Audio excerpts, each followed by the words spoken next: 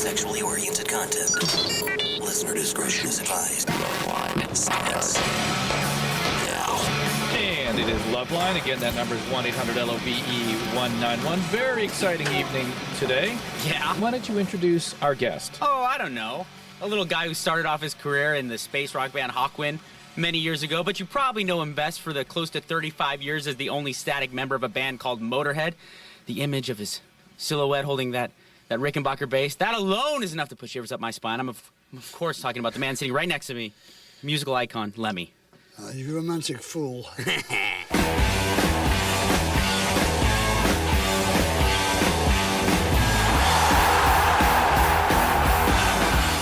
the modern Jesus. Yeah. To be honest, he's fucking Jesus Christ. Motörhead is my life. Without Lemmy, there'd be like Motörhead, there'd be no Metallica, no Megadeth, no Slayer, nothing. There wouldn't be any of the heavy metal we have today. Rock and roll, he's Lemmy. Lemmy, he's rock and roll. Rock and roll. Hey, babe, don't act so scared. All I want is a special care. If I hear Motörhead, I will bang the whole time. Lemmy is God. They drop a nuclear bomb on this planet. Lemmy and cockroaches is all that's going to survive. Move over for a damage case.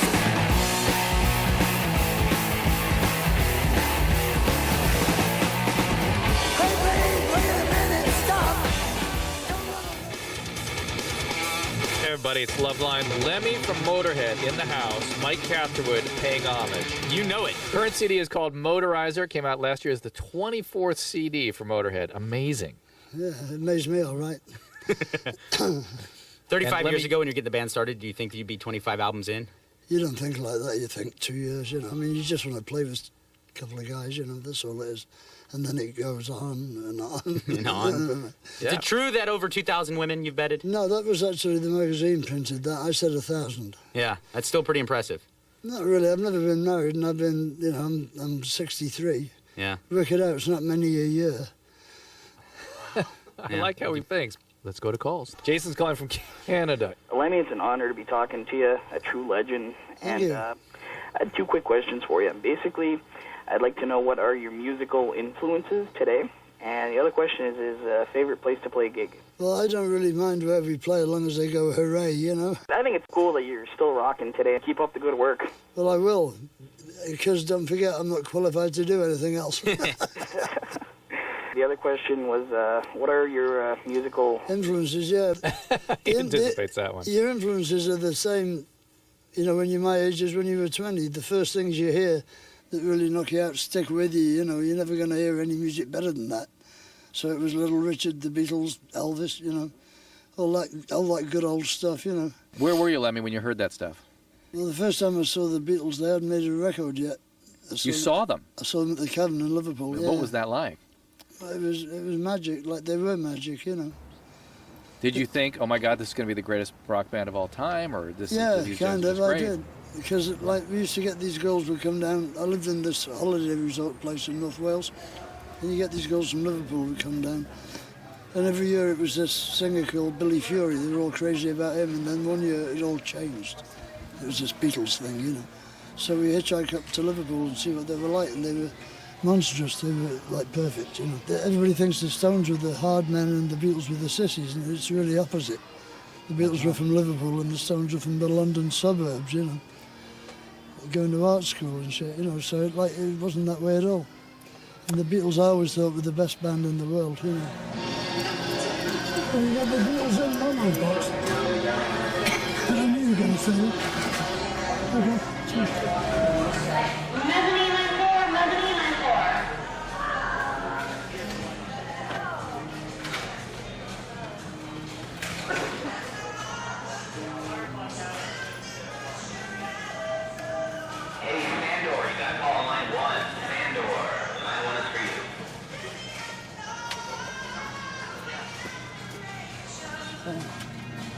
How about that?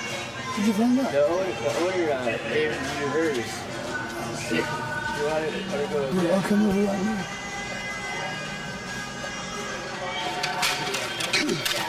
4670. Take American Express. Oh, yeah. To a visa? Yeah. Where's the lady that gave me a copy?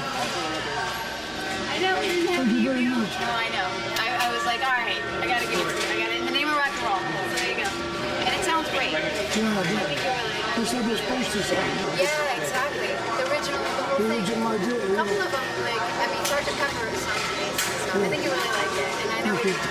Thanks very All much. right, see you later.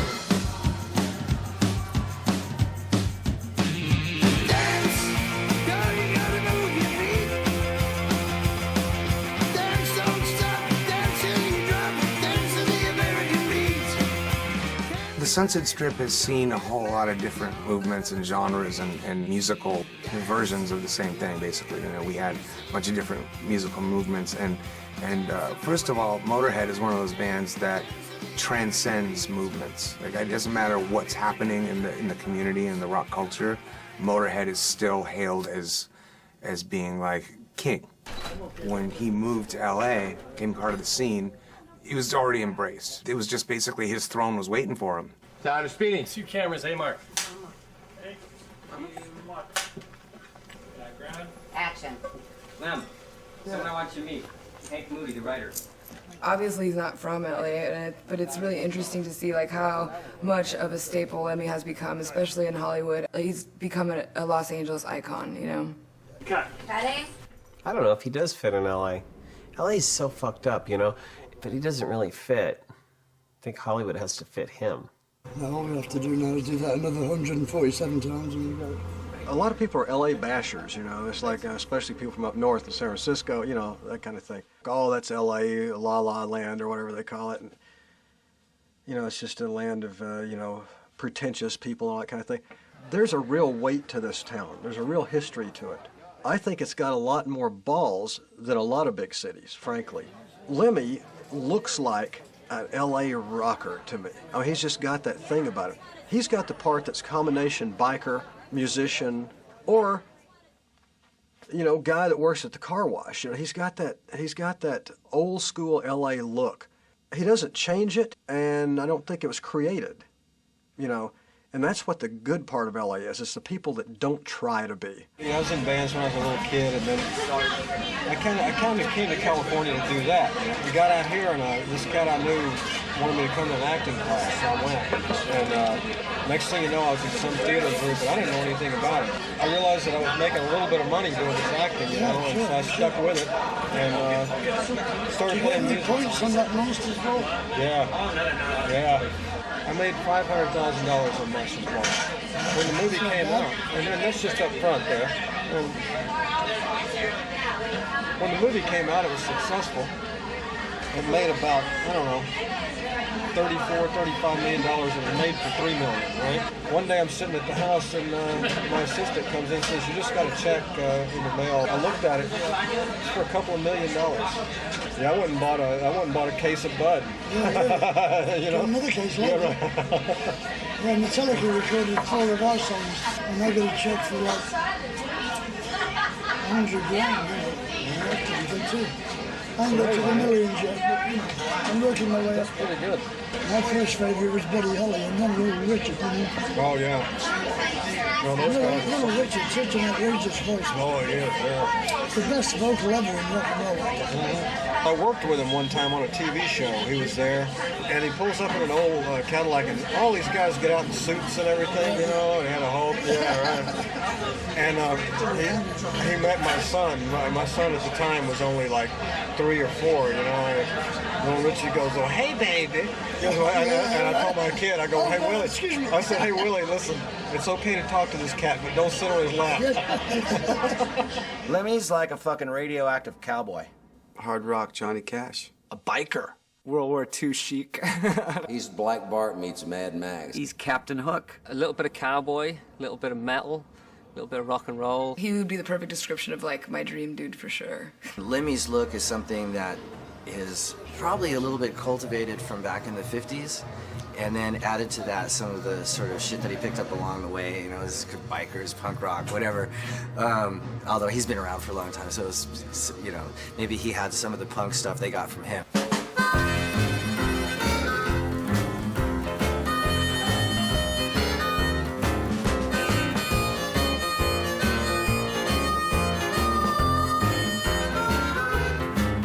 Describing Lemmy's style is not that easy because, you know, from boot to boot, it always changes substantially. Let me tell you, baby. got a very distinctive and good aesthetic sense. He actually will bring me drawings of what he wants. If I was to really give it a specific name, you know, I would probably say it's like a Western jackboot, because he likes these boots with like a squared off nose, like almost military looking, almost like a cavalry kind of boots, you know, with, you know, Motörhead flair to it, of course. We were at a rehearsal place in the Valley. This is back in the mid-90s. And Motörhead was right next door to us rehearsing for a tour. Every day we would see Lemmy out at this video game in this lobby area. And it was summertime and it was really hot in the Valley. And Lemmy was wearing these shorts. Now, if I tell you he's wearing Daisy Dukes, it was like a thong, dude.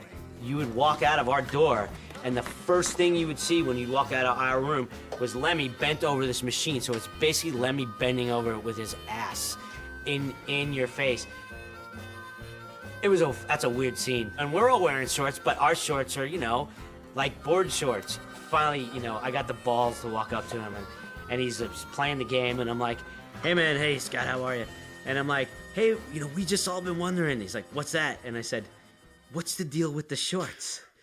Like, seriously. And I'm like thinking, like, I'm afraid, is he gonna punch me? Like, what's gonna happen here? And he's like, what? What do you mean? And I said, they're really short. Like, what's it like? We see your ass every day. It's kind of weird. And he goes, what? It's hot out. These are shorts. And he like kind of steps back. He looks at me and goes, those aren't shorts. Those are pants. These are shorts. I'm cool. And he just kind of goes like this. Like it made absolute sense. So bad, baby, I don't care.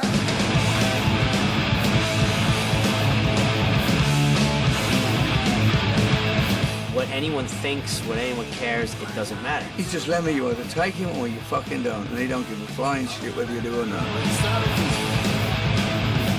There's no words. It's just, he's Lemmy. I mean, it's almost, it should be a verb. You know? Nobody told him to do anything that he wasn't completely natural and comfortable doing. And that's rare, man. And that's why I think we respond with respect, because we want to be like that. I think he's a renegade. You know, there's not that many of them anymore.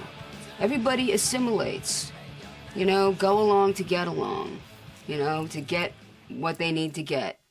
And I don't see Lemmy as that kind of guy. I see Lemmy as doing things his way to get where he wants to go. And that's attractive because people don't do that anymore.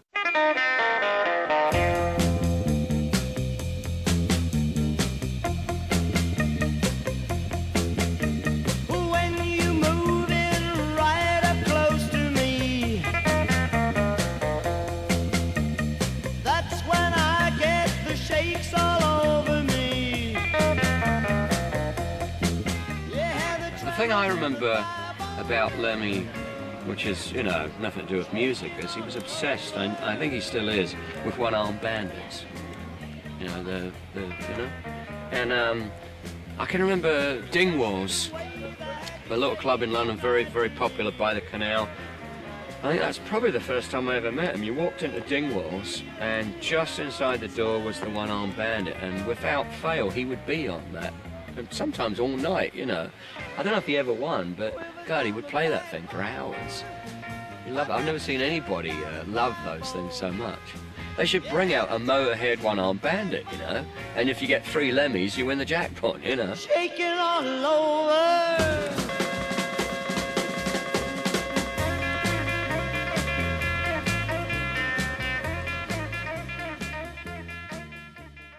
When it comes to rock and roll, you need something to believe in, you know? Like, integrity means everything.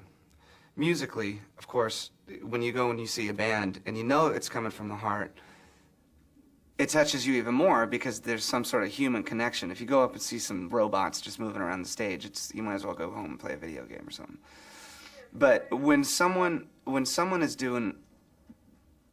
playing rock and roll from the heart and they really walk it like they talk it, you pay more attention because it makes you feel like a human being in a way. Like, to connect to someone doing something really honest or really true, it's important. And so to me more than any other rock musician, I consider Lemmy a legend, you know. But to me, more than any other rock musician, he is the baddest motherfucker in the world. Mm-hmm.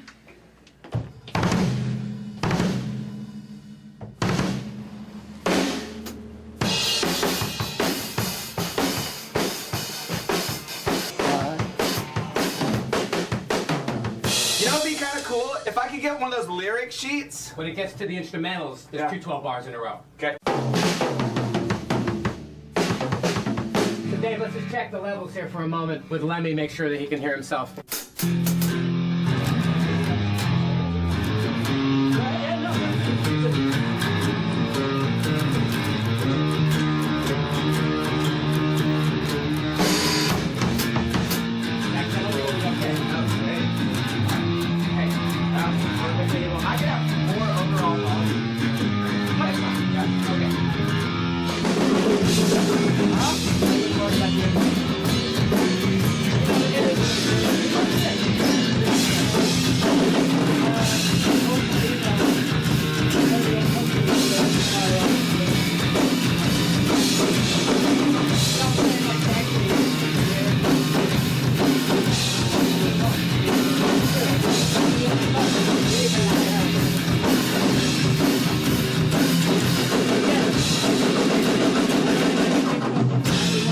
That one little spot where it's on the double chorus, I can just... Yeah, it's a double chorus, you know. Fuck no! For Christ's sake. What was Chuck Berry thinking? Chuck. I remember a show in England that I did with Meatloaf where the whole show was held up because Chuck Berry thought he hadn't been paid when his agent had been paid. Yeah. He wouldn't go on until he had a wad of money. You've been fucked so many times, you know. In the 50s, you know, there was no rules at all.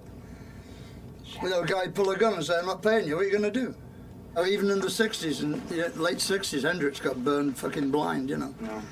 I mean, you never saw any of the money. I was fucking standing outside of LAX once getting ready to get on a plane, and this young black guy comes up to me and he says, hey, I read in an interview that that the only person that you ever want to meet is Little Richard. And I'd always said that, like, I don't give a fuck about anyone else. It's Little Richard, you know? Yeah. I said, Little Richard. And he goes, yeah, he's my dad. I said, shut Really? the fuck, really? That's And he goes, unusual. yeah. He goes, come here. And there's this limo parked out front, and he goes, and the window comes down like, and this fucking Little Richard is sitting right there. I'm like, oh my God. Yeah. And he goes, hey, Dad. He goes, this guy was He's like, what? He said, this guy is a musician. And he goes, oh. And the fucking window comes down and goes, God bless you. How weird must it have been to be gay and black in Macon, Georgia in the 50s? An amazing singer. The best rock and roll singer ever. I don't know who people consider the originator of rock and roll. That's who I think is Little Richard, because nobody else had, he was crazy. Him, you know? Elvis, and Jerry Lee Lewis. Jerry Lee Lewis, That's it. too. Those three. Yeah. You can't tell who did the first, whatever, but like, between them, they started rock and roll. Yeah.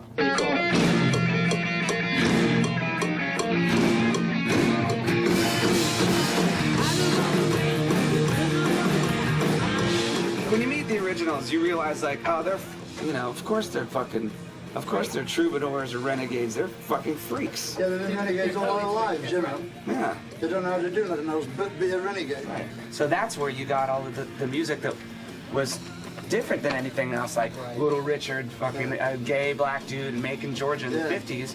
What was he gonna do? There was nothing he could do but play rock and roll. Not gonna be a boxer, is he? Probably not. People say, don't you like Prince back in the 70s, you know, 80s? I said, no, I've seen Jimi Hendrix. Well, he comes on with scarves all over him with the Stratocaster, you know, are you kidding? I used to score for Mitch, I used to score dope for him. And I used to score acid for Hendrix. He was a very fair man, you know, I'd give him 10 trips and he'd give me 3 and take 7. Very generous. You know, but you had to take him then on the spotlight. He would take 7. Yeah.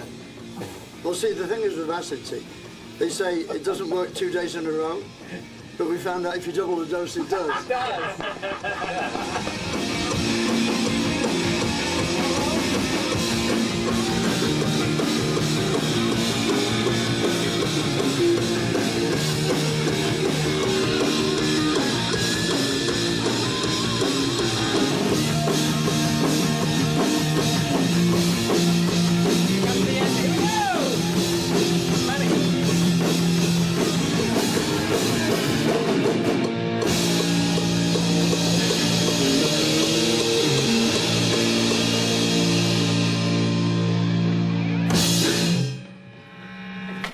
Yeah. Yeah.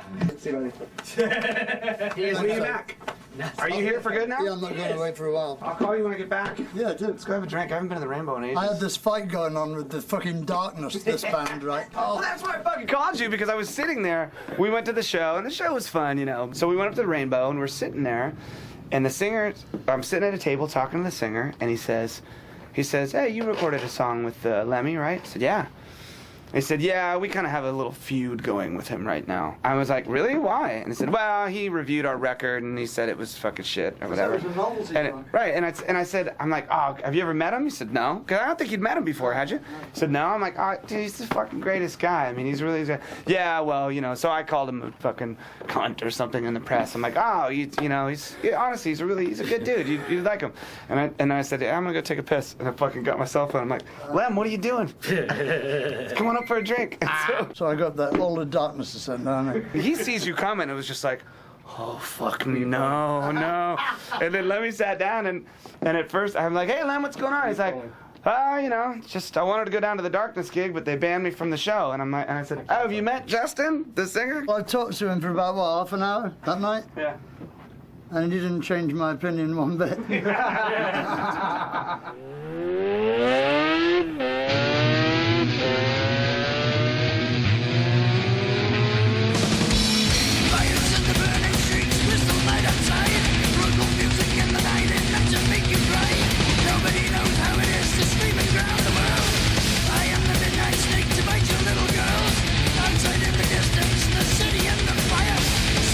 Rainbow Barn Grill is the most famous restaurant bar where musicians and hanger-oners and groupies, it's sort of like the place to go hunt and the place to die at the same time.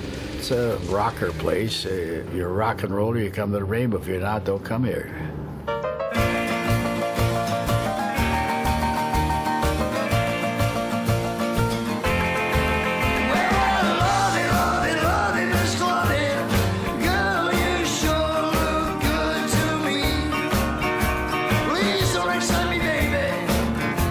In the 90s, for me anyway, Lemmy became synonymous with the Rainbow because anytime you would go there he is playing the trivia machine, and it literally became a joke. Like, let's go to the Rainbow and have a drink and say hi to Lemmy, like jokingly, and Lemmy's there. You get so many tourists that come in, especially in the summertime. You know, they write, is Lemmy hang here? Is Lemmy here? If he's not here, he's on tour. He's got to be one of two places. The Rainbow are on tour. Just give Lemmy that game, a Jack and Coke, and a cigarette, and he's there forever. When people come in here and they'll go on the game and they'll go, it says Lemmy up there. And I'm like, yeah, that's Lemmy from Motörhead. No, you can't do it. It's like in the middle of the afternoon. Then all of a sudden, here's Lemmy sitting there on the bar. I've seen everything from like chicks like welling up to the frat guy. Oh my God! It's the best when they start crying though. It's just so cute. Anyone that wants a picture, he'll take one. You know, anybody that wants to talk to him, he'll talk to him. But you gotta let him play his Megatouch first. We would just be sitting there playing it, some sort of weird heavy metal meditation mixed with Jack and Coke and something else that we won't disclose, you know.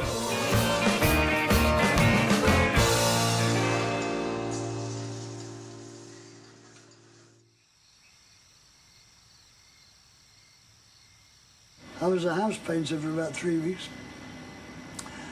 working for this old gay guy called Mr. Brownsword. How's that? It's true too. Mr. fucking Brownsword. It doesn't come any better than that. Monty Python couldn't do better than that.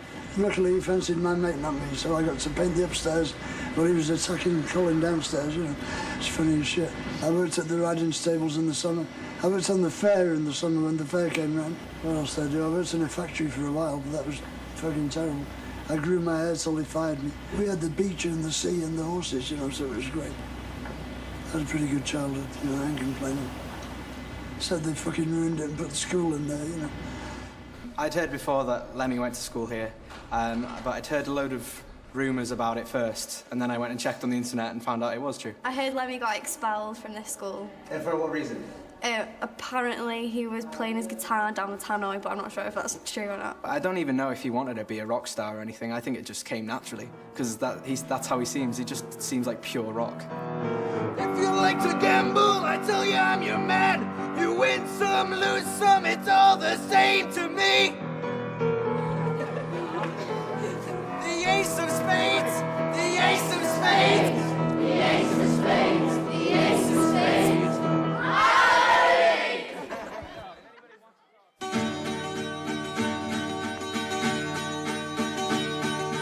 Dandy, dandy, where you gonna go now? Who you gonna run to? All your little life, you're chasing all the girls. I saw the Vickers at the Oasis in Manchester, and I thought they were excellent, so I went and asked for a job with them, you know. Chatting up the ladies, tickling the fancy, pouring out your charms to me. We'd be on with the Kinks, the Who, the Hollies. We played at South Pier, Blackpool with the Who, and all the audience were chanting, "We want the Vickers," and Roger Daltrey didn't like that. They were a damn good band, and compare very favorably with any of the bands that I had were, bigger heads like the Who and the Kinks and Manfred Mann and all those people. At the time, they're about as big in the north as the Kinks were here in the south, like, we just tour all around the north of England, really. We couldn't even get arrested in London. North of Birmingham, we were big stars. This is 1965-6, we were on £200 a week each clear. That's like 4,000 a week each now. And we all had Jags and we had a speedboat, for Christ's sake. We used to go water skiing on Windermere. It was rock and roll with a bit of thump, very aggressive. And he would actually go up to his amplifier and feed his guitar back, and he would make them scream. So when I first joined the Vickers, they were ambitious. They settled into this routine of doing the same gigs every year, the circuit. And they became, in the end, in fact, a cabaret show, So it wasn't for me, really. You wanted to be in the thick of it in London, like, And we didn't.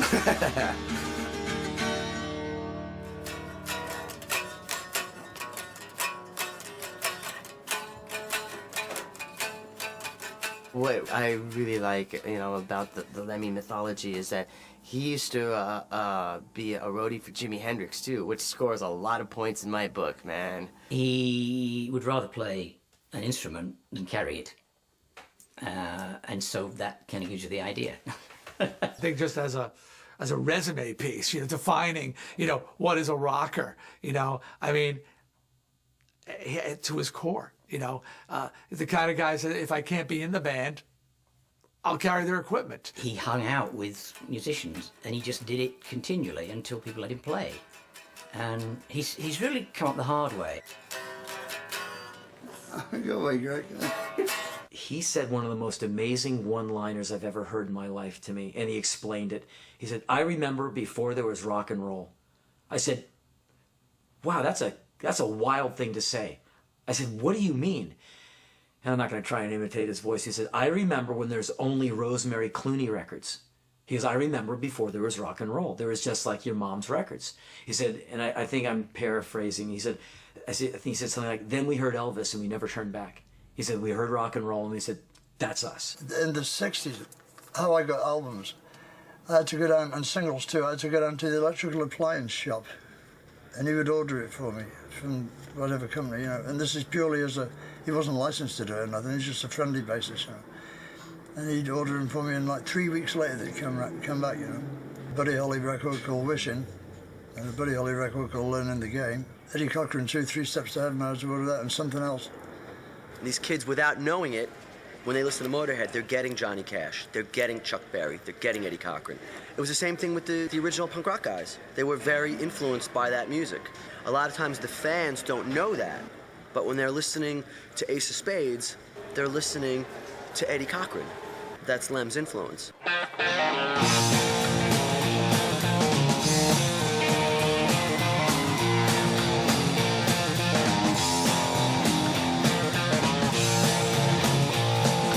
Showed the weeping willow how to cry, and I showed the clouds how to cover a clear blue sky.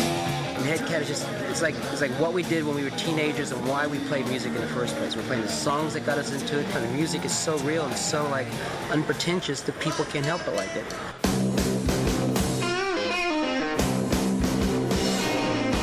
That little kid moved into the bassist at Headcat was someone wanted me to do one track for an Elvis tribute record. I know Lem loves Elvis and Johnny Ramone, so I thought what would be cooler to get John and Lem on the same record. So we went in and we did the song, John went home, and we had all the studio time left because we did it so quickly. It was just for fun, you know. We all knew all the same songs by heart, so we said we should do an album, you know. So we did.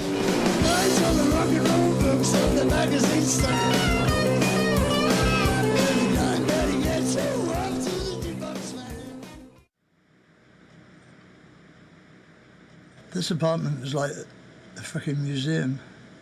It is a museum, really. I've seen museums with less shit in them than I got.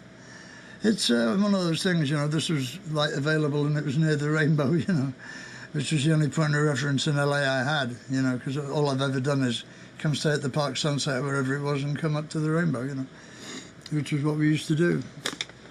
There you go, he's pretty cool, isn't he? Really? That's the Metal Hammer Award, 2 of them. This is a porcelain model of me done by somebody and given to me on the road. It's pretty interesting shit, you know, you got to give them some great stuff. But the platinum album is from Joan Jett, and the gold one is from Lita Ford, because I wrote a song on that album. That's from the Wacken Festival in Germany, and this is my clan, the Scottish clan Fraser, and this is my honorary membership in the Rangers. There's my action figure. You got to keep it in the original box, see? Then one day it'll probably be worth as much as $5. Silver and gold record for Ace of Spades. This is from Hammersmith, Odeon. This is from No Sleep Till Hammersmith stuff. And this is by a German cat. It's really good too, huh? Wish I hadn't dropped it, you know, that's the only thing. Now, why not move? Well, for one thing, I'm never going to get a place like for the money I'm paying here. I mean, I've got a place that's rent control. They can't put it at more than 6% a year, yeah? So I'm still only paying $900 a block from Sunset, you know. I'm never going to get a deal like that. And I'd want to live around here, because I like it around here, you know. What's your most cherished possession in here? My son. Oh. Because he's the only one I got. I mean, I have another one, but I've never seen him, so he don't count, really. Neither have I, no. No, neither of us, no. Well, his mother went and found him 2 years ago. She said he's like 5 foot tall, it's just like me. And he's a computer fucking programmer or something. Really? Does he So work? she said, you know, she's a social worker, right? And she's put on a bit of weight, so she wears these like paisley smock things, you know what I mean? Like, and she said he put his head in his hand, and she told him she was his mother. She says he hadn't got the heart to tell him who his father was. He'd probably gone out on the balcony with a fucking pistol, you know what I mean? Well, you can't win them all, can you? Where'd you put them? Yeah, but I mean, I don't know, I just like stuff. I've always liked stuff. Stuff is what hangs, you know. In your life, you get stuff. Then you lose some stuff and you keep some stuff. And at the end, you leave it to some other poor bastard to be saddled with it the rest of their lives. You know. Don't worry, kids, you'll have all this shit soon enough. I'm looking forward to that. Yeah, really, I've no doubt, yeah. I'd rather have you than all that stuff. I know, yeah. I can never imagine why that is. Why people would rather have some gobsmack human, you know, instead of a load of money. Right. I never understood that. Well, money doesn't, you know, love you back, does it? You can spend it, but it doesn't love you You back. can imagine it does. Well, I know that you met your dad when you were 6. I met him too. Yeah, we met each other at the same time, Yeah, actually. simultaneous it was. Funny how that happens. Like 2 ships meeting in the cosmos, man. It's like a memory that's all frayed around the edges and all sepia-toned. Sepia, see? Actually, I was sepia then. Yeah. I was almost see-through, in fact. Yeah. I just remember tugging at these slim legs in jeans. That's me, you see. And that was him. But I was very small, so I just saw the legs. Describe what happened. I don't really remember what. There was a dope deal.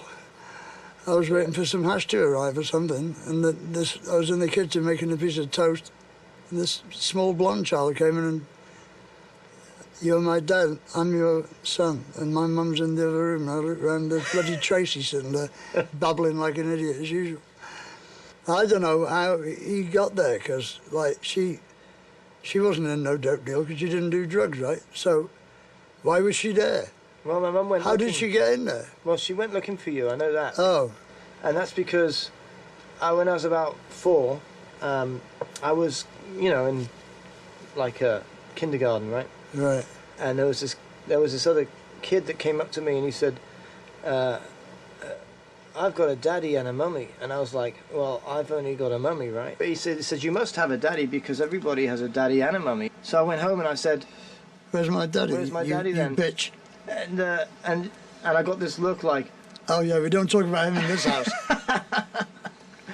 And then I think after that, you know, endeavours were made to introduce us to each other. Ah, you know, I didn't want to live with his mother, you see, because it was only like a casual sex, really, you know. But I mean, I love Paul. I mean, I like Tracy. She's great, and she did a really good job bringing him up, you know, up to a point. And he's turned out to be a really clever kid, you know, and he's good. He's a great musician, you know. You have no idea how good he is, you know. My mum knew the Beatles, right? Oh yeah, she used to go out with John Lennon, didn't she? Yeah. Yeah. She obviously trying to get to Paul McCartney through him. No, she lost her virginity to John Lennon. Yeah, right. The story that I've been told by my mum was that George liked her. Ah. And he would shyly, coyly look at her when she'd walk past the bus stop, and George would be standing there, and she wasn't interested in George. Right. And then, you know, but I don't know. I mean, maybe if she had been interested in George, it would have lasted longer than with John. Never know. It didn't last long with John, did it? No, it didn't. But she always talked about it. She was very smitten. But she called you after Paul, not John. So, you know. Yeah, that's a strange one, isn't it? Yeah, she must have been thinking about Paul when she was with John, perhaps. Well, perhaps she called him Paul, and that's why it didn't last. About some. Oh, I love you, I love you, Paul. Yeah. What? Yeah, Paul. No, we swapped girlfriends twice, didn't we? Yeah, we did. At the Limelight and then at the Stringfellows, wasn't it? Yeah. Yeah, we swapped girlfriends one night and then did it again about 2 months later. Yeah. Well, I mean, you know, a lot of chicks like that, you know, the old man and the son as well. Yeah. Must be, it's like screwing the daughter and the mother at the same time. It's like that, yeah. Yeah, that kind of thing, yeah. Yeah.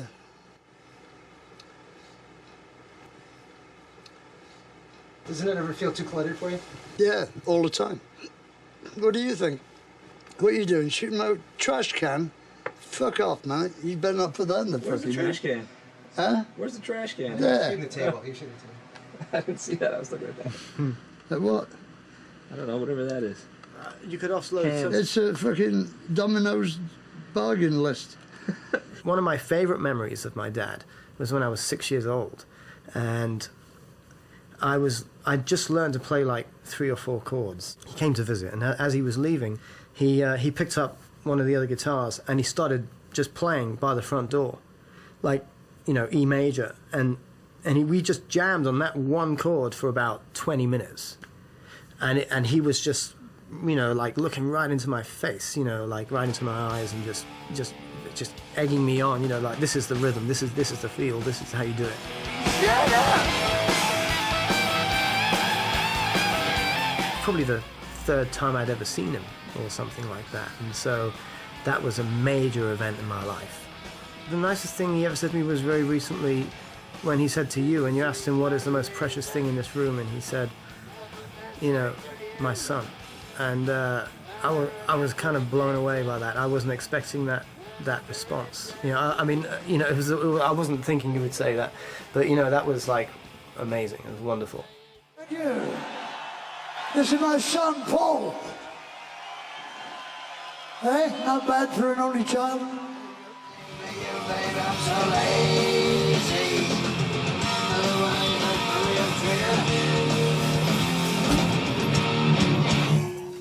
Go take it to him, Scott. Some size. Oh, that's cool. Yeah. I present this tank. Isn't that bad? Yeah. I served several years in the U.S. Army as a special operations soldier, both in Ranger Regiment and Special Forces, and I have served in Iraq and Afghanistan. I know Lemmy's a big military history buff. That was kind of my rock and roll connective tissue to the military was probably Motörhead. You know, I would wear Motörhead T-shirts, you know, over there, in a way kind of stating my own individuality, not to glorify war or say, yeah, war's really cool or whatever. It is what it is. It's a function of the human condition. But Motörhead it's good go-to-war music. As most people might know, he's a World War I and World War II historian. 1916 was their first Grammy nomination record that was about World War I. And he's a collector in I would say just war memorabilia in general. I remember watching a BBC documentary with him, and he's over here showing me this airplane, that Messerschmitt or something. I'm trying to remember what it was. And he's going, that's wrong. I go, Lem, it's a documentary. He must have researched this shit. Brings out 3 different books to show me that plane wasn't even built then.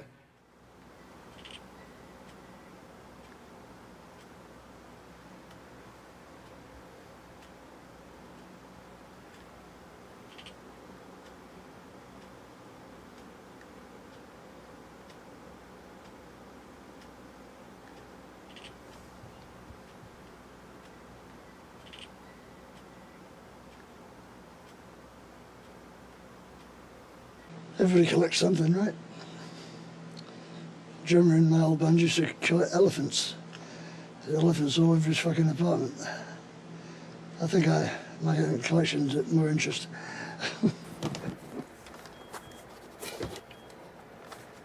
Luftwaffe Damascus sword. See the blade? That's Damascus steel. It's a Luftwaffe first model dagger. Quite pretty, I think. Purely decorational. These are Masonic daggers. Look at that. Huh?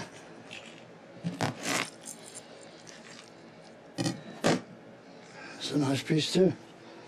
This is from Toledo, not Ohio. Look at this freaking thing. What is that? British. That's British. I think it's from the First War, though. And this is a German bayonet.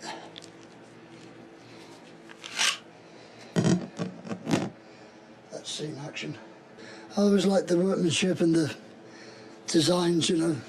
They're the last great knife makers, you know, the last great sword makers. It's a craft in Germany that has largely disappeared now, you know. Even a lot of the American swords were made in Germany. In the Civil War, there's a lot of German swords used in that war. And up to the First World War, obviously, you know. I got Argentinian stuff, I got Yugoslav, I got Croat, Slovakian. And how long has it taken you to mass this collection that you have? Is it years and years, right? 19 years, yeah. When I came over to the States, I had nothing, you know. So there we are, come on.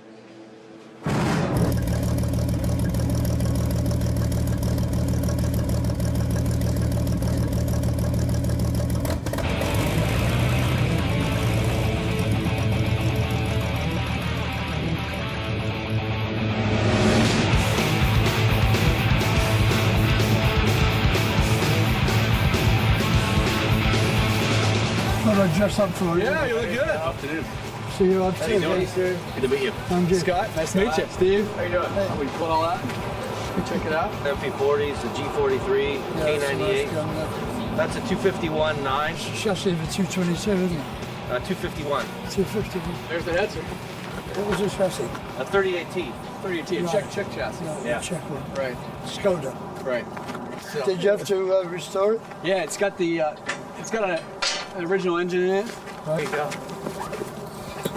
Put it on that side.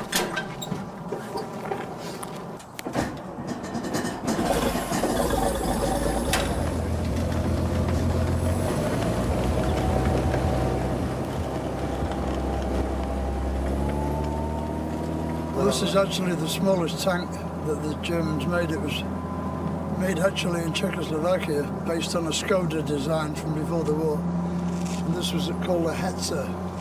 38T chassis. It was a tank killer. This is a big gun for a tank this size. This is 75mm armor-piercing gun, you know. This would stop anything, more or less. They buried this tank in the ground, right? So all would be visible would be this here, right? Just a gun on the top of the tank, you know. So they just sit there and wait for you to come along and just kill you. Wars are the most interesting times. It shows the best and the worst in people. A war, you know, you get to find out who your real friends are. Ask any of those boys coming back from Iraq, you know. Anybody who's watching this film and thinks that you're a Nazi, what do you want to say to them? Well, I've had 6 black girlfriends so far, so I'm one of the worst Nazis you've ever met, right? Imagine going to Nuremberg and introducing my girlfriend to the Fuhrer, you know, like, yeah, I don't think so. I just dress how I like to dress, you know. I don't ask anybody else to do it, you know. It's a free country, supposedly. I've often said if the Israeli army had the best uniforms, I'd collect them, but they don't, you know. So there you go, you know, I can't help it. It's ridiculous to think that I could be him. I'm about as far from it as you could get. Oh yeah!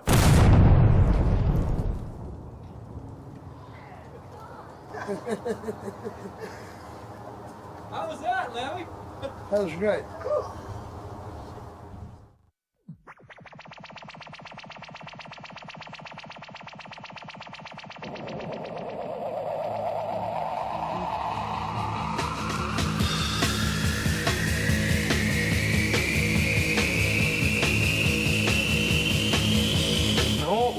I think we're really ahead of the time. I worship Hawkwind. You know, that's some genius music.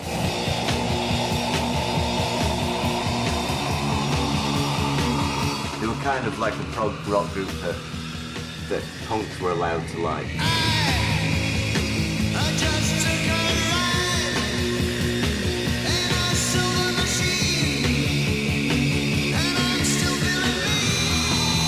It's dangerous kind of rock and roll. It's not choreographed, it's not safe, it's not cliched, it's not, you know, you never know what you're going to see, to be quite honest. And that's got to be good, isn't it, you know? We're a space rock band, so, I mean, a lot of the music we play was around science fiction stories, which we'd sort of interpret and put into music, so we're a pretty heavy rock band with nice flowing electronics. People thought we were some sort of hippie fucking fire people. It fucking wasn't true, man. We were like a black nightmare, man. We used to lock the door so people couldn't get out. It was a psychedelic experience, and nobody was doing that sort of thing, really. We just used to get this sort of trancey beat going, this trancey rhythm, and a strobe going, you know, and it's like, it didn't drive you insane, it just put you into a trance, really.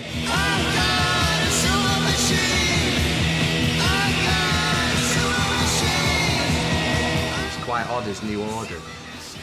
The driving sound that Hawkwind had, the very pulsy, percussive keyboard sounds, you know, we would actually listen to that and try and emulate it, you know, in songs like Temptation and Everything's Gone Green. We actually did try and rip off Hawkwind. And they represented the first sort of counterculture, you know, with IT and Oz magazine, and that was all very coming up. romantic. It was a wonderful time to grow up to be a kid. Yeah. But mostly I remember standing at the front drooling at Stacia. The girl with the breasts out. The girl with her breasts out, which was incredible for a 12 or 13-year-old. You know what I mean? It was like our education. We were a bunch of misfits, basically. It was like a family. You know, it was like a family. And we had a huge following, you know, because we do any gig, and we do a gig in London, it would be like a drug dealer's convention. Dick and Lemmy were sort of always into a lot of speed and grumpy. Dick was always grumpy because they'd been up for a few days, and we'd get picked up in a van and he'd be all grumpy, and Lemmy would be all surly and get him slammed at all and sit down, you know. We were in the States touring, and we were in Niles, Michigan, on the way to Detroit. I don't know if you know where Niles is. It's on the other side of Michigan from where Detroit is. So we pulled over at a roadhouse to eat, and I wasn't hungry, you know, being a speed freak, so I just got this new camera, so I went out prowling around looking for things to, you know, yeah, with the new camera, and I got conked over the head in this abandoned housing project and fucking came round without my camera, without any money. I go back to the roadhouse and they're gone, and dumped me there, you know. I mean, what kind of shit is that, you know? One of your band members is missing after you have a meal and you just drive off. That's not the way I work, you know. And so now I'm stuck here, so I have to hitchhike across Michigan. I go up to my room, crash out for about 2 hours, down the sound check, do the show. Crossing into Canada the next day, I get busted for speed. In jail for 2 days in Canada, handcuffed to a fucking iron bar. And then I get the news as I'm going into Essex County Jail with my overalls over my arm, going into the delousing section. This voice behind me says, "You're bail kill, mister." So thank you, you know. Flown to Toronto immediately, do the show, 4 o'clock in the morning, fired. Apparently they only got me out of jail because my replacement couldn't make it in time. I found Lemmy in certain ways quite hard to work with because we were in a band where everybody was taking different drugs.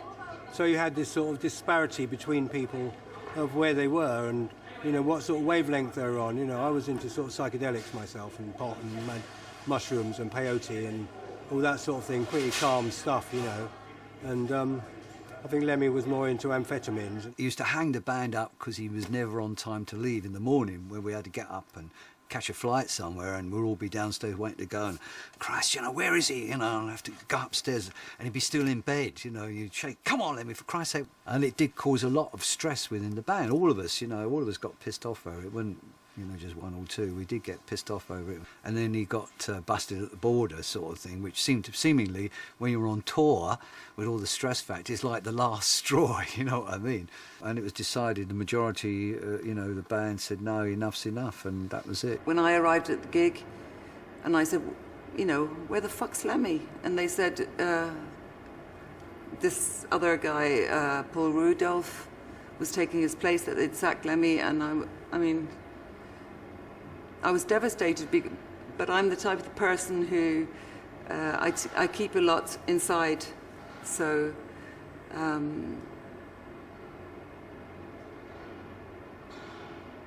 I think I just carried on, but I was devastated. It was quite a sad thing, actually, very sad.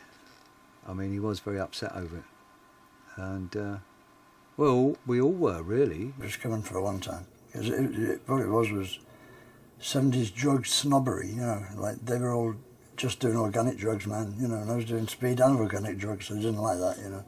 He hated us for it all, really, at the time. Well, you would do, wouldn't you, you know. He described me as sanctimonious, self-righteous arsehole at some point, and I thought, oh, well, that's all right, that's what he thinks of me. I went home and screwed 3 other old ladies, you know. Well, you know, vengeance is sweet, saith the Lord, you know. And I must admit, I was banging one of them already before we left. But it was a great time. I wouldn't have traded it for any other band, ever, you know. In fact, I would have probably been in that band right now if they hadn't fired me. But they are. And it was quite good for him, because look where he is now, so... How long have I been on the road? Yeah. 19 years. 19 years? Yeah. Give or take a year. I mean, isn't it boring after a while? No. Why is there so much violence on the road? Why do you break things in hotel rooms? I mean, the violence. I mean, when you start doing things. Fucking violence! I don't know what you mean about violence, huh? You want to see some violence, baby? Don't break it on me! Don't break it on me! No! Not me! How old are you, Kelly? You haven't done an interview? Yeah, it's too late. Get killed by them.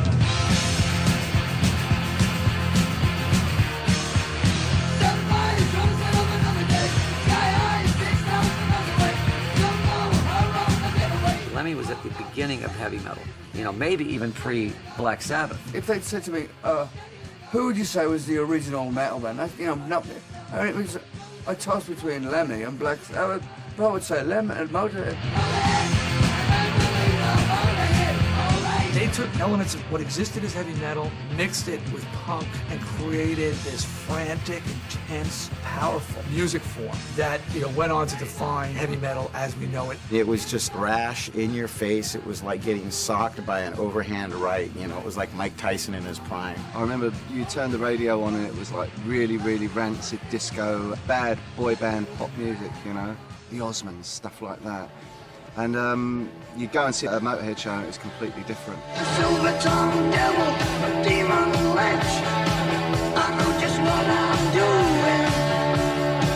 I like a little innocent bitch. You know, I could not believe that there was a guy singing like that on a record, and people were digging it. It's like, whoa. When one of the headlines read, the worst band in the world, you know, but it was in big letters. Well, I mean, it was fucking great. You know, I think, well, you kind of care to a point, but you know, but the kids were turning up, you know. I want to see the worst band in the world, you know. They must be great. Motörhead was speed music and 3 people on speed. Consistency of energy could be contributed to that, and our slim figures. I think everybody just tried to be that heavy. After that, nobody's achieved it. We fancied ourselves, Guns N' Roses did, like, if we could ever be even close to as heavy as Motörhead, we'd be successful. Back when I was young, like late 70s, early 80s, we were very punk rock, you know, and I had in my little shelf of one of my old rock records I bought as a kid, Steve Miller, Aerosmith, Led Zeppelin, all these bands I used to go see. And then punk rock happened. Then I saw The Clash and the Ramones, and my life was changing, and all of a sudden that's the old in with the new. And you'd see someone with long hair, like, well, he's a hippie, I can't listen to that music because Johnny Rotten says that. And then someone would pull out the Ace of Spades record, and you're like, oh, well, wait a minute, because this kind of goes against the gospel of the punk rock, because their long hairs and it's metal, but you put the record on and go, damn, man, I can't help it. I'm a Motörhead fan. It was their look, it was their attitude, it was their music. You felt by listening to their records that they didn't fit in. You felt that. And when you didn't fit in yourself, there was that instant fucking lightning bolt connection, like, oh shit, they're one of us, they're us.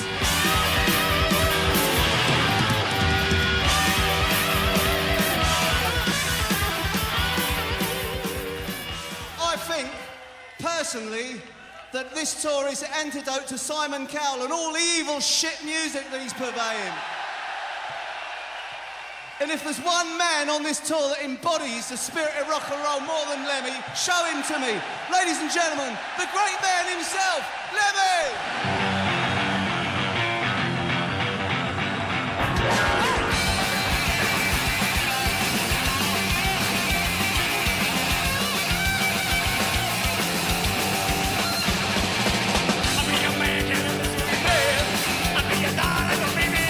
Damned split up, and Brian James went off and did other stuff, and we thought, well, could we possibly have a Damned without Brian?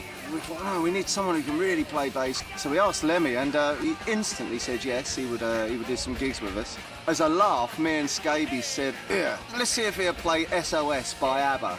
And, you know, so, we thought there's no way in the world. We just did it as a joke. And then we said, yeah, I'll give that a go.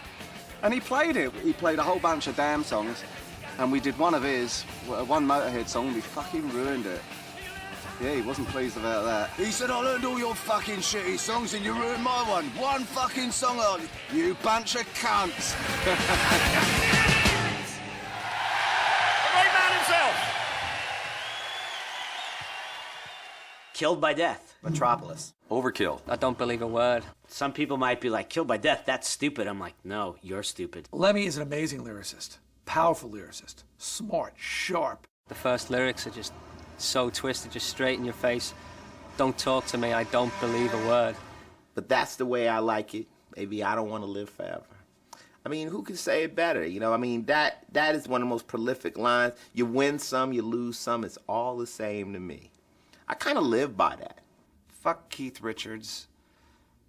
Fuck all those dudes that fucking, you know, that survived the 60s and are fucking flying around on Learjets and, you know, living up their gunslinger reputation as they, you know, fuck supermodels in the most expensive hotel in Paris.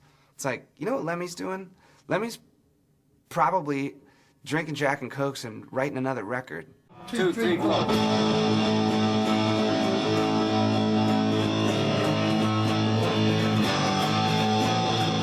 One of the lyrics that Lemmy wrote for me was Mama, I'm coming home. It's really a haunting feeling because it's like when I give someone who doesn't know what the situation with my wife and I really is, it's kind of spooky when somebody writes a lyric and you sing that lyric and you go, fuck, it's so close to home, you know. Every time I play that on stage, it's like I get a chill up my spine, you know. Just a clown in a one-horse town in a broke-down second-hand car. Can you still get it up?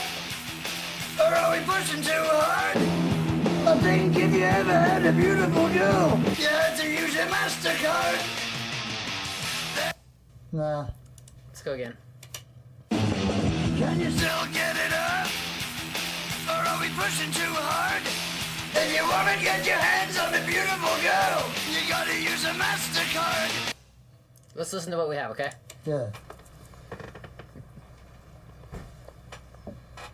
Look at pills. Ooh.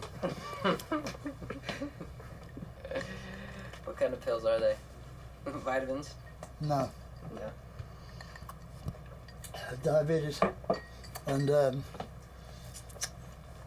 one for blood pressure, I think. I mean, I told him my blood's pressing just fine. Every time I cut myself, it comes right out. Okay, that's it. Or are we pushing too hard? If you want to get your hands on a beautiful girl, you gotta use a MasterCard. There's no excuse for bullshit, so don't try to beat me none. You better shake some action. Bring it on, bring it on. We were sitting around talking, and he asked me about a quad injury. I had torn my quad like maybe a year before that, and he just out of nowhere said, you know, when you tore your quad, did you think that was it? Did you think your career was over? Were you finished? And I said, I went through my head a few times, and but I just kept going with it. And he said, when they told me I was diabetic, and and I was really sick with it, which was actually right before he did my song. He said, at first I thought I'm done. You know what I mean? It's all over. But then he said, I started thinking about it, and the fuck am I going to do? He said, I've lived my whole life this way. I've done everything I've done up until now to get to where I'm at. I'm not going to change. And the quote that always sticks with me, he said, I do all the stuff that I do, drug-wise and drinking-wise and all that stuff. And at the end of the day, he said, I'm too old to find God now.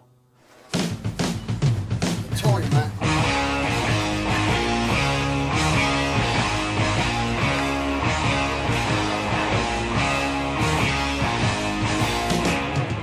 Wanted us to do a couple of songs with him in the studio. He came in there with a bottle of Maker's Mark whiskey, and I started drinking with him, and we really didn't get much done because we were just drinking, and he was like playing guitar and showing me stuff, and then we'd stop, drink. And the next day, I had to go to the hospital.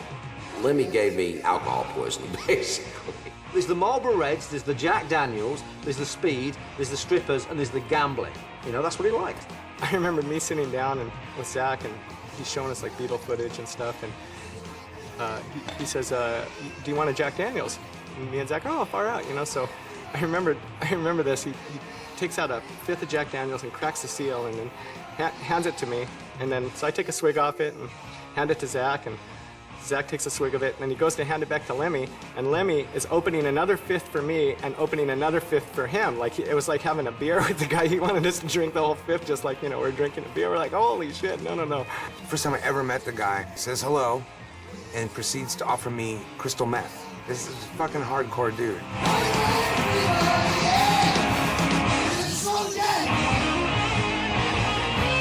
I will say this, I've never, ever seen Lemmy incapacitated by booze or anything. I have not seen him fall off the stage. I haven't seen him say stupid things. I haven't seen his life crumble because of it. It would be pretty scary. Have Lemmy completely sober and on you, man. By the law of average, he should have been dead. We all used to hit it really hard, but he's just, I don't know, he's made of fucking iron. I don't know what the fuck.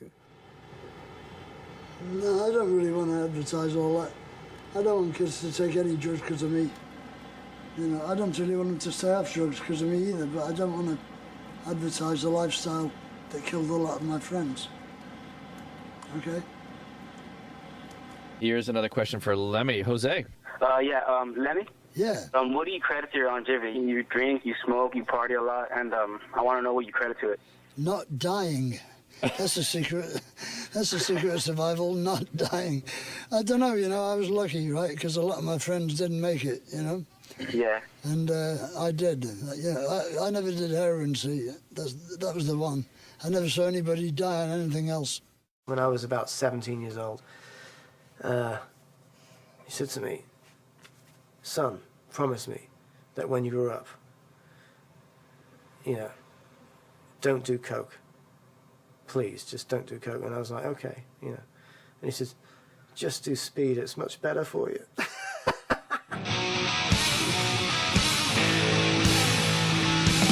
When you think back on it, Motörhead was the original thrash band.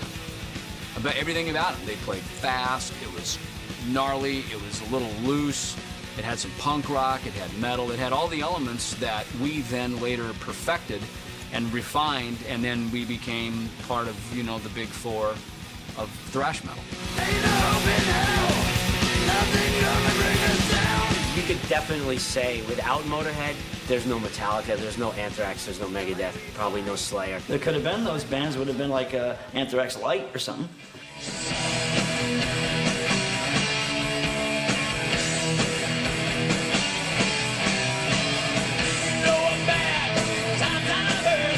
I mean, it influenced me big time as a bass player, big time, because of the levels of distortion, the speed of it all, like the power of it all, and the relentlessness of it. I can't even begin to say how much of an influence Motörhead have been on us.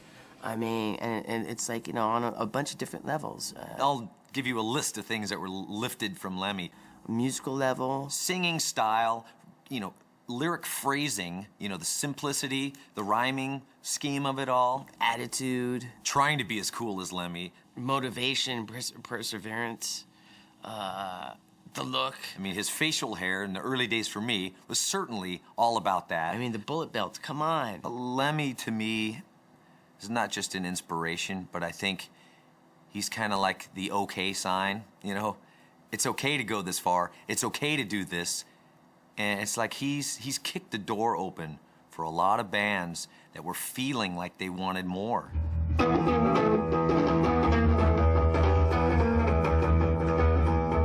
way to feel the knot. I can't sing that way. Like the opposite. I can sing down here. You like it low? Yeah. You take the high mic and I'll take the low mic.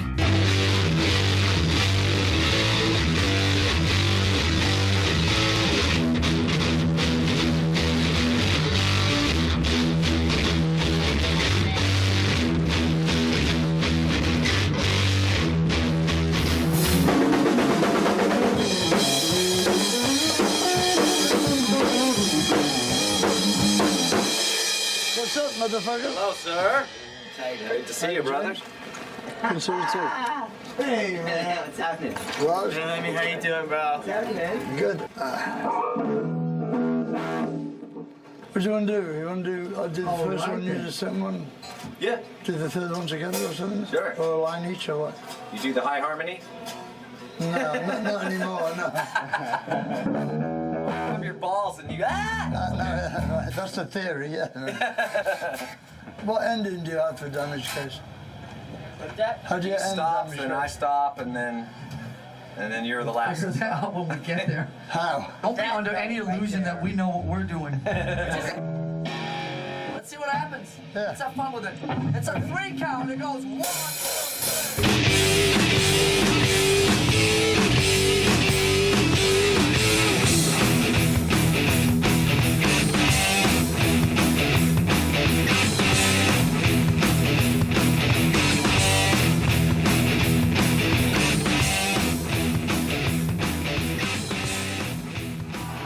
Is it time to go home yet?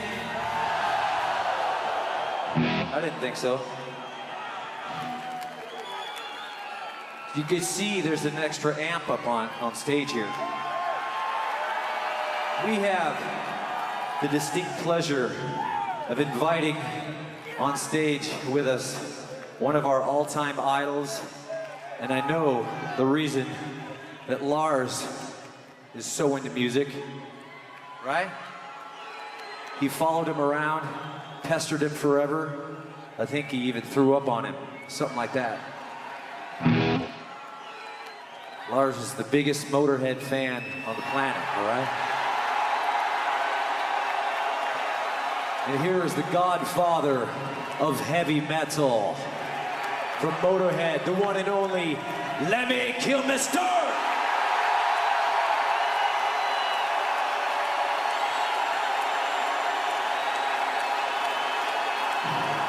Lemmy, Lemmy, Lemmy, Lemmy.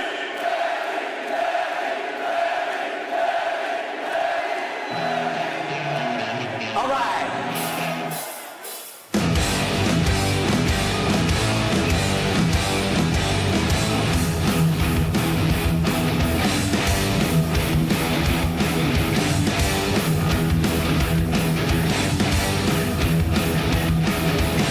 Hey babe, you look so scared. All I want is a special care. On the run, the sun is confusion. All I need's a little consolation. And I can tell by your face, I'm all over the place. And the inside your face, move over for a damage case.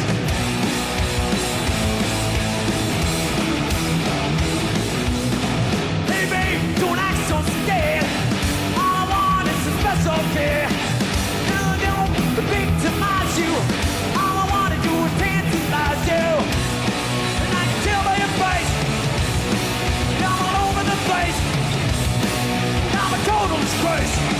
Move over for a damage case.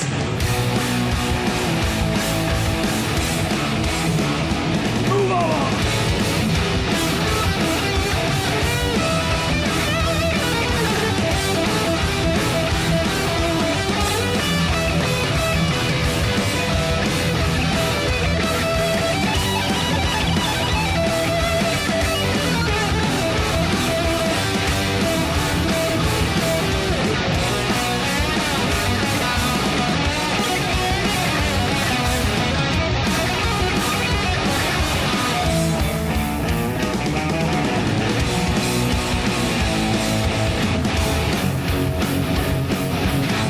Hey babe, don't turn away. I'm here tomorrow, I'm gone today. I ain't looking to victimize you. All I want to do is tantalize you.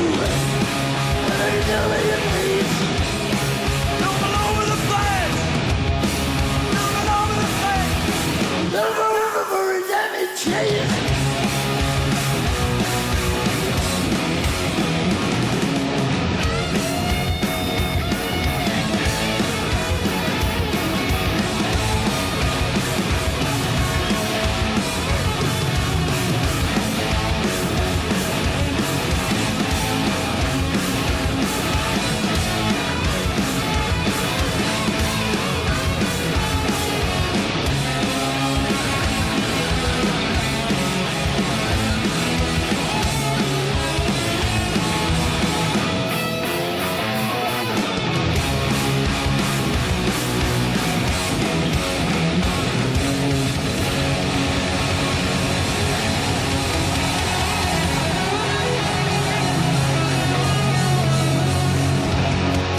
Damage case.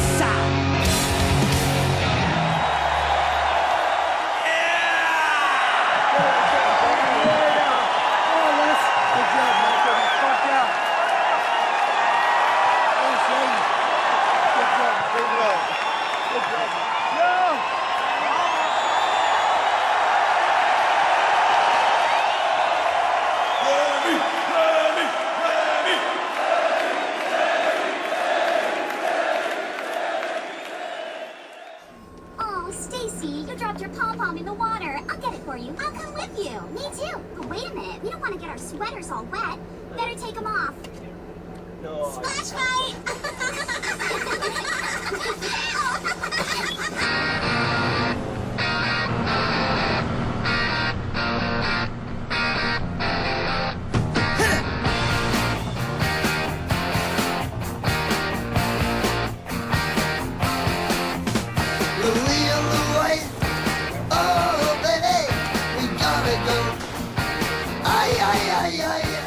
one point, I hadn't seen Lemmy and the Boys for a decade or whatever, and I wound up doing a show with them, and, well, surprise, surprise, same dudes are on the crew as when I toured with them back in the early 80s, and here it is the 90s, and they're like, hey, D, how you doing? I'm like, holy crap, you know, but this is Lemmy. It was just like a big family kind of thing, without getting too cliche. We rely on each other. We love each other, we hate each other, we love to hate each other. We've done a tour, we've gone home, come back. The first time you see them again, everybody's like, oh, you know, it just feels tight. There's not that band crew thing with this lot, it's just friends.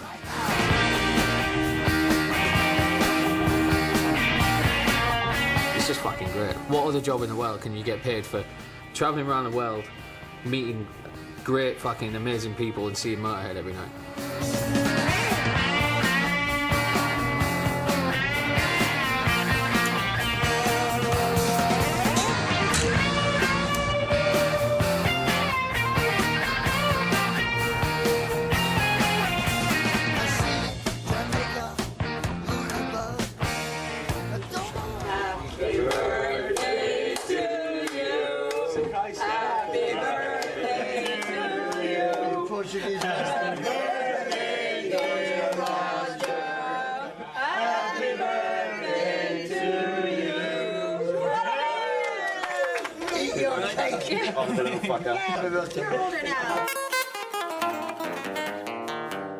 What I've seen in rock and roll bands that I've been in, you know, the money comes into play and then the attitudes change. You fucking want to act like a rock star.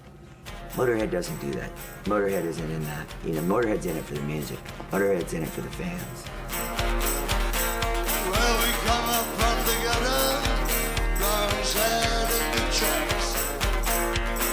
We still have a goal, you know, to move this band forward and to sound the best and to be able to, you know, write good records. There's no faking going on here, you know. I used to say, there's not a fake bone in Lem's body, and that really is true, you know. And I can say the same for Phil and myself as well. That we're not faking us through year after year, you know, pretending or so. And I think that is reflecting out, you know. It's like an aura around us, I suppose.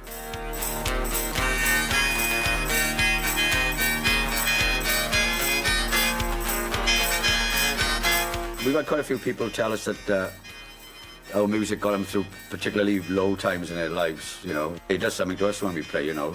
For some reason, it's great. I don't know what it is we do, the magic thing, but it gives you a good feeling, and I guess it's the same for the fans, like. Love the vibrato.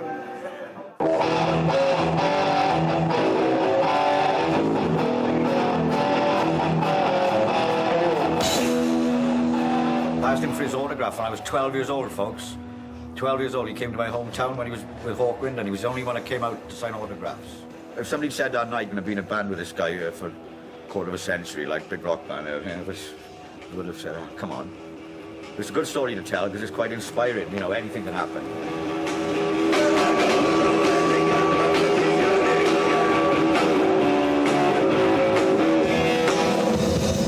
Fucking microphone. What's the point? Listen to it. Didn't you know that was doing that all afternoon? I mean, there's nobody tested the mic before. I've done a few gigs with Motörhead and gone to sound check with them. It's so fucking loud. You really can't do much. So, you know, there's a lot of yelling going on. 1, 2, 3. That's perfect. Just a bit more. An ear doctor would probably be amazed at just how well Lemmy can hear, considering the abuse he gives his ears. There's one thing about Lemmy, he'll always hear you if you offer him a drink, even if you walk up behind him.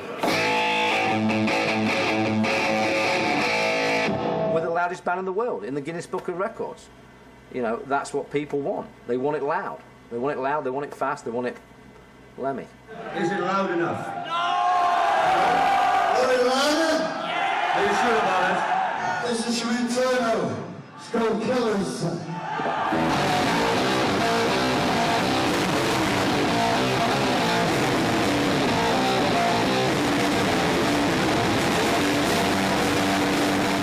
I remember when we went in to record Power, Corruption and Lies in Britannia Row in Islington in London, and the people that had been in before us hadn't. You know, you're supposed to level the desk. When you leave, you take the strip off and you level the desk, put it back to how it was. And they hadn't done it, presumably because it was late when they finished. And I said, well, they're rotten fuckers. I said, who was it? And he went, oh, it's Motörhead. And I was like, oh, fucking great. So we put my bass through his channels on the desk, and it sounded shit.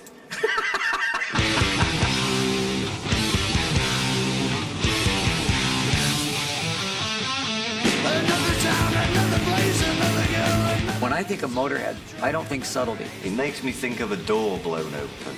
And his voice it's rasp, you know, it's like eating fucking nails. It's kind of like it's more like a wind coming at you. I had the impression that someone's coming up behind me and spanking my ears. Everything starts going grainy. That's it. It's like being in a sandstorm, basically. That's it. It's the oral equivalent of being in a sandstorm, I would say. When the lights go down and that motherfucker hits the stage and he blows a cigarette out of his mouth and just whines into the bass, it's game over, man. You can drag anybody to a Motörhead show and they're gonna go.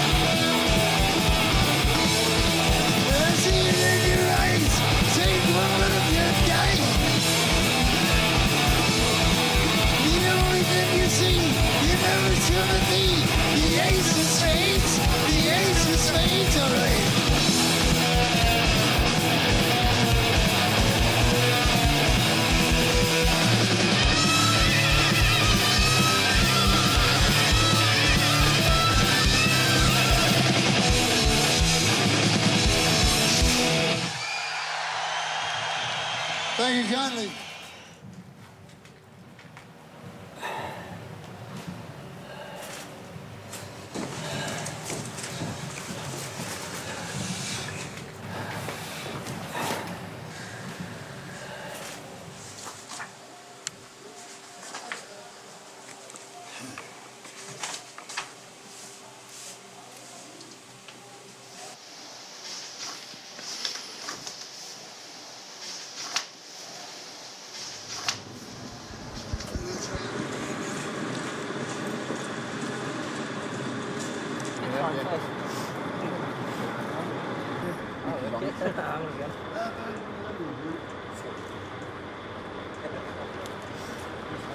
Next election, I'm gonna run against you, and I'm gonna win. All right, Mrs. Griffin, you want to take me on? Fine. But if you plan to beat me, you'll have to... What is it? A bee just flew in through the window. Don't. Mr. Mayor. First order of business, free honey for everyone. Yay, Mayor B, Mayor B, Mayor B. Ow! Oh, done stung myself.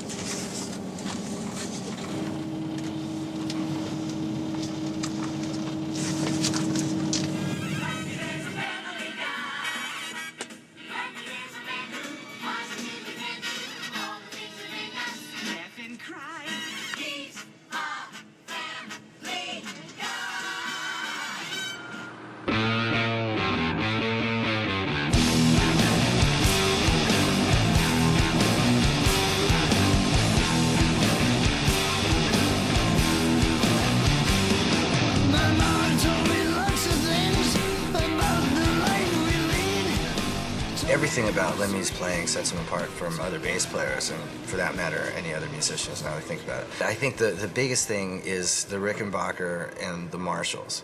That's a sound that I don't think I've ever heard anybody create on bass. And he plays it a lot like some heavy metal guitar players play. He doesn't play guitar on bass, but it almost sounds like guitar. Well, the basic difference is that most bass players sound like this. Whereas I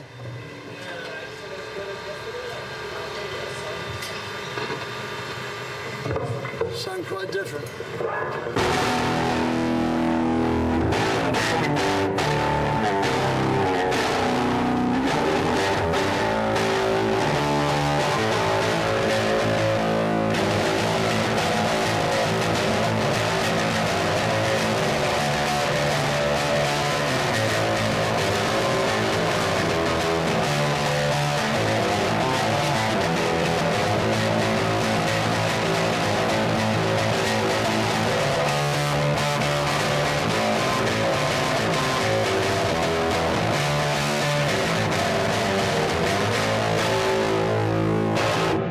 Like that. I always wanted that sound, but I didn't necessarily know it then. You know.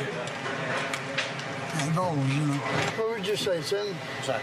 How would you say my bass playing encompasses my personal personality and my outlook on life generally in the modern 21st century already? Well, I think the phrase hammer and tongs comes to mind. Really? Yeah. Not hammer and anvil. An anvil and tongs. And tongs. Yeah. And hammer. And hammer.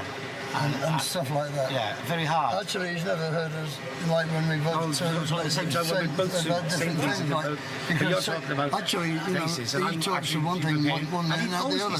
And nobody ever fucking understands the thing we say because actually we just two geezers trying to get along backstage, you know? Yeah, and everything like that. And things like that. Yeah. Or something else. Americans usually have a nervous breakdown around now.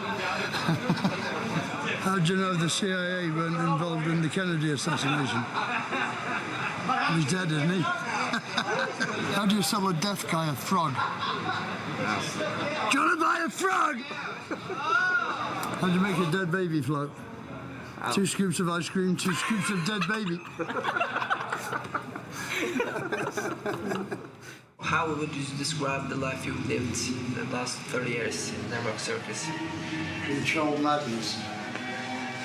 But is it still as fun as it used to be to go around the world and play concerts? Yeah, it's great, you know, it's a great job, I recommend it. You know, it's almost as good as being a TV interview. Still a lot of groupies backstage? See any? But what makes you the proudest in your career? Survival, I think. Every year that goes by, I get a bit prouder, you know, because we proved that we weren't the trash band that they said we were originally, and every year we survive proves it a little bit more, you know. You know, like that, right? What keeps you going? 30 years. What keeps you going and going? Well, see, you have a dream when you're a kid, and my dream came true, so why stop it? How long are you planning to keep going? Oh, until 2047. Then I might slow down a bit. Might be 2048, I don't know. I love everything about Lemmy. The music, fucking everything. Like, there's nothing not to like about Motörhead. It's a band that's got it all. They're hardcore. They're proper hardcore bands. They're like I don't like sax and all that shit. They're like excellent. They're full on. They've always been full on. Motörhead are like they set a standard for all the others to follow. Every time you see them live, they make you deaf. I don't have to listen to my wife. So many, for about 5 days out of every year, my wife is totally ignored because I just, oh, sorry, darling, I can't hear you. I can't hear you. Sorry, I just can't hear you. They've made me stone deaf forever!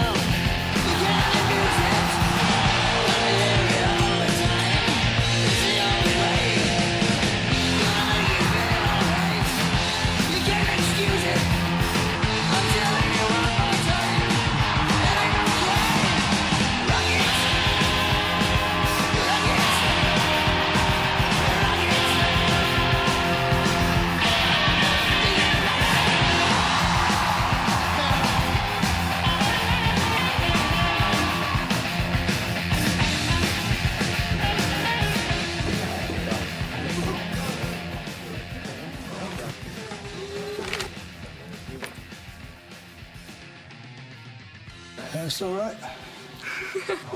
It's the biggest thing that's ever happened to me. It's huge. I love that guy. And he's so much nicer than I thought he would be. Why's that? No, he's really humble. I thought it would be like, yeah, I don't give a shit. But when I said, your music really means something to me, and he looks at me and says, thank you. That, yeah, it really means something to me.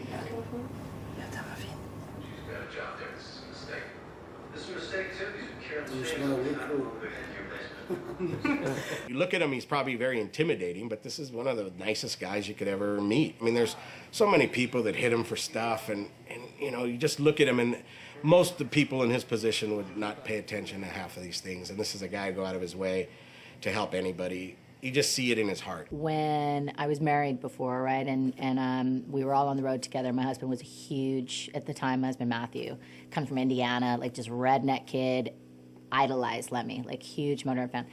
So we were on tour with Motörhead, and me and Lemmy immediately have this connection. Me and my marriage was heavily on the rocks, and you know, Lemmy would, like, my husband just wouldn't talk to him or, you know, anything, and Lemmy just would come up with T-shirts and like, hey, Matt, you know. And when we actually separated, he was telling all these people in town, and we were from Athens, Georgia, so it's a very, very small town. He was telling all these people that me and Lemmy were having this affair and blah, blah, blah. So he, and 8 months later, he died. So, but when I was going through all of his things, his mother gave me all these things to go through. I found a letter from Lemmy, and like he had written him a letter saying, you know, I know at one point you really liked my band, and like, you know, just so that you know, for the record, you know, Corey and I are really good friends. There's mutual love and respect there.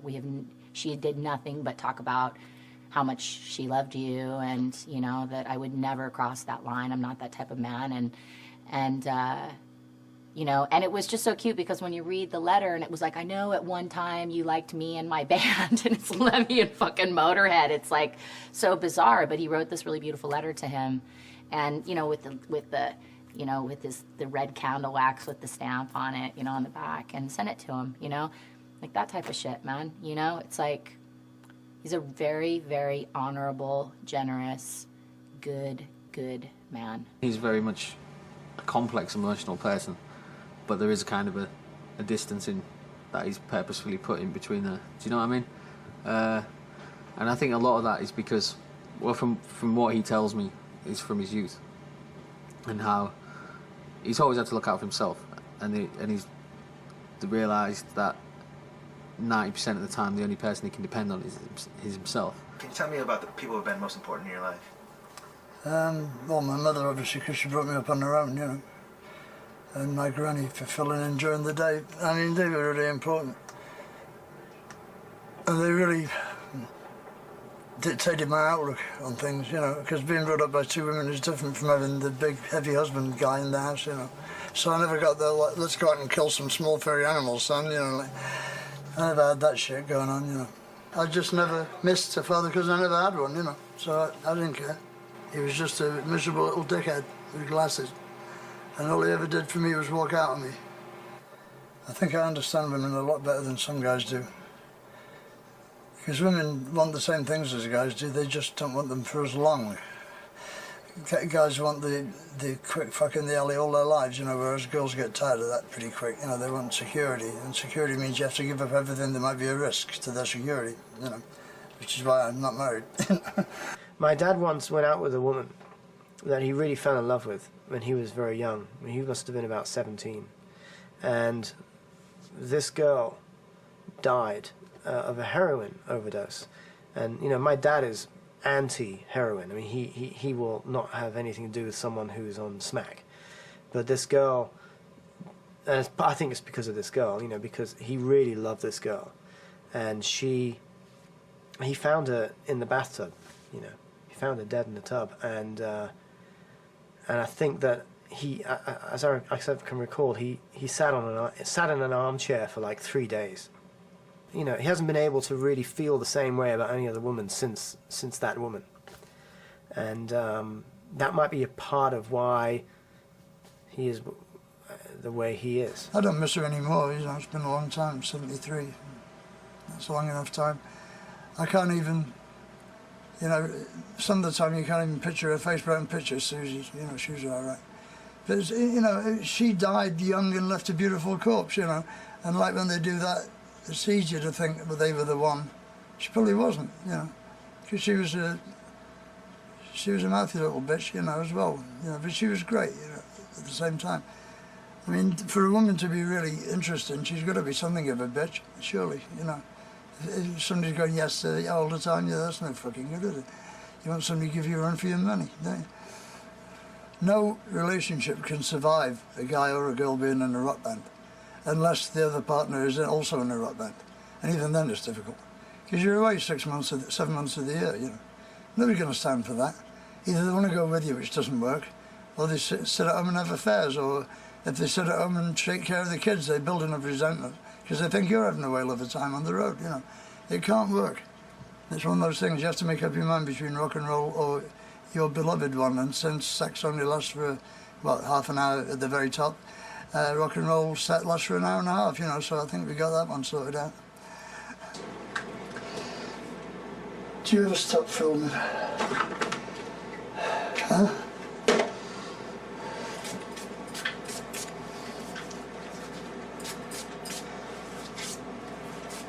So, what a pity you haven't got smell-o-vision.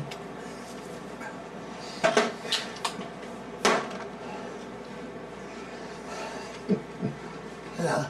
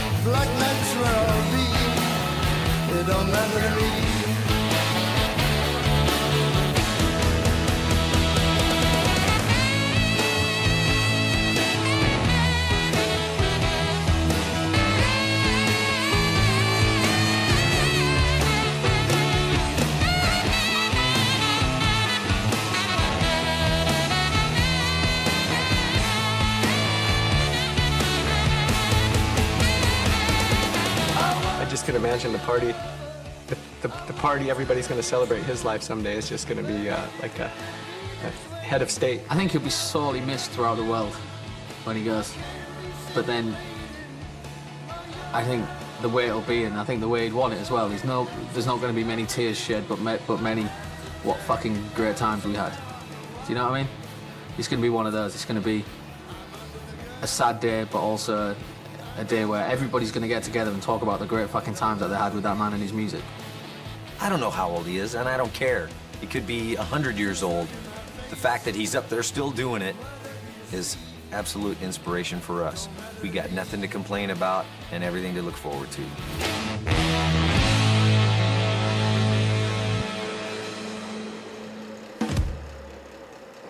And this is what I am. This is what I do. This is what I'm supposed to do.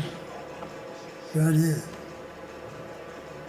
I'm supposed to be backstage waiting to go on, you know. If your life was a movie, how would you want it to end? It should end with the clap of thunder and me vanishing off the top of the mountain, leaving behind a plaque which says, "Fooled you again." You know? Something along those lines. But of course we can't afford the mountain, we can't afford the flash powder, and we can't get the cameras up the slope, right? So there you go. You can't have everything, can you? Where would you put it? Any regrets? None. Life's too short.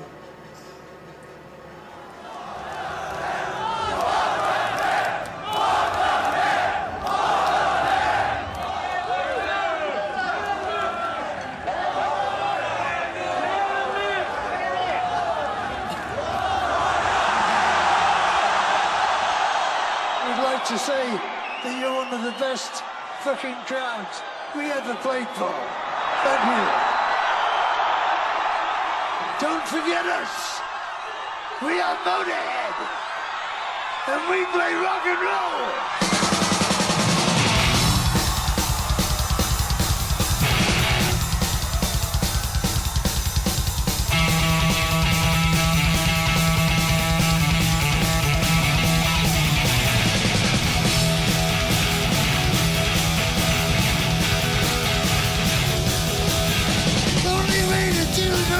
Little loud, so that I can't believe it, see me in the ground.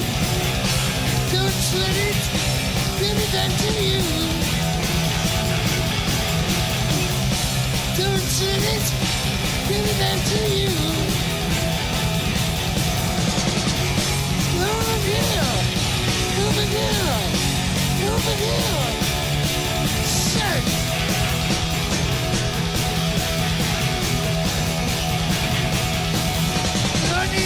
Feel a beat, sit to your spine, sing your head, you rest again, don't make you fly. Don't sweat it, give it back to you. Don't sweat it, give it back to you. Over here, over here, over here. Cheers.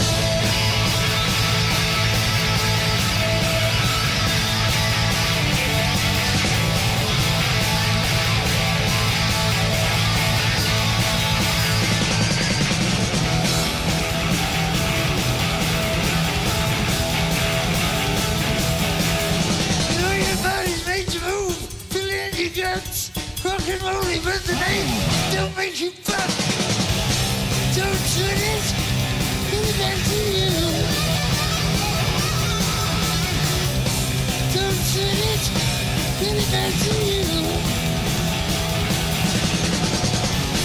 Over here, over here. Child.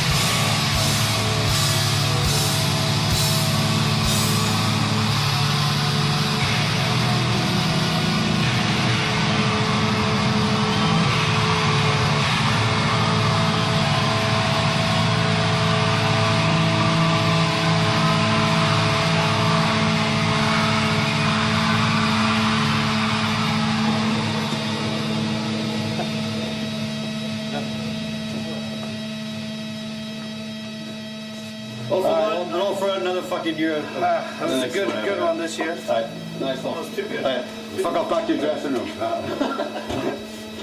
It was alright this show, wasn't it?